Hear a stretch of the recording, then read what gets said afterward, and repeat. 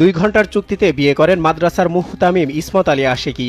বিয়ের কিছুক্ষণ পর মসজিদের ভেতরের সিঁড়ির ওপরে ওই নারীর সঙ্গে সহবাস করেন ইসমত আলী, যার পাহারাদার হিসেবে ছিলেন ওই মসজিদের ইমাম কফিল উদ্দিন।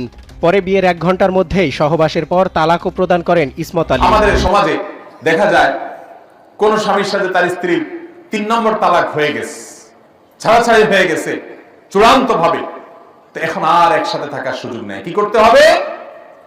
অন্য কোন স্বামীর সাথে বিয়ে হবে। সেই স্বামী যদি মারা যায় কিংবা তিনি স্বেচ্ছায় যদি কোনো কালে তালাক দিয়ে দেয়, তাহলে আবার এই স্বামীর সাথে বিয়ে করতে পারবে। এটা হলো আল্লাহর বিধান। তো ওইটার জন্য আর অপেক্ষা করে না, নামকে হস্তে একজন কন্ট্রাক্ট ম্যারেজে একটা লোক ঠিক করে যে তার কাছে নামকে হস্তে বিয়ে দিয়ে তার সাথে সামান্য সময় থেকে তালাক নিয়ে চলে আসে।